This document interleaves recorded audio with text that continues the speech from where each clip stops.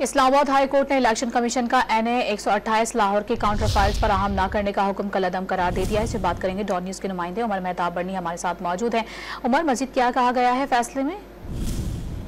जी बिल्कुल, Islamabad high court के chief justice Aamir Farooq की जानिब से जारी NA 128 लाहौर के बैलेट पेपर्स के काउंटर फाइल की फराहमी से मुतल्लिक दरख्वास्त के तहरीरी फैसले में कहा गया है कि दरख्वास्त गुजार ने बैलेट पेपर्स के काउंटर फाइल्स के हसूल के लिए इलेक्शन कमीशन से रुजू किया। इलेक्शन कमीशन ने 26 अप्रैल को काउंटर फाइल्स फराहम करने की दरख्वास्त मुस्तरद की। कानून के मुताबिक दरख्वास्त गुजार काउंटर फाइल्स का जायजा ले सकता है, मुसद्दका कॉपीज भी हासिल कर सकता है।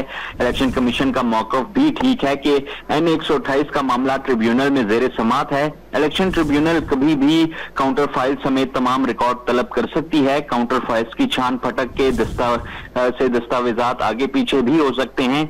अदालत ने हुक्मनामे में कहा है कि इलेक्शन कमीशन के फैसले के खिलाफ दरख्वास्त मंजूर की जाती है। इलेक्शन कमीशन का 26 अप्रैल 2024 का फैसला कलअदम करार दिया जाता है। इलेक्शन कमीशन काउंटर फाइल्स की फराहमी से मुतल्लिक कानून और अदालती फैसले की रोशनी में फैसला करे। जी शुक्रिया आपका।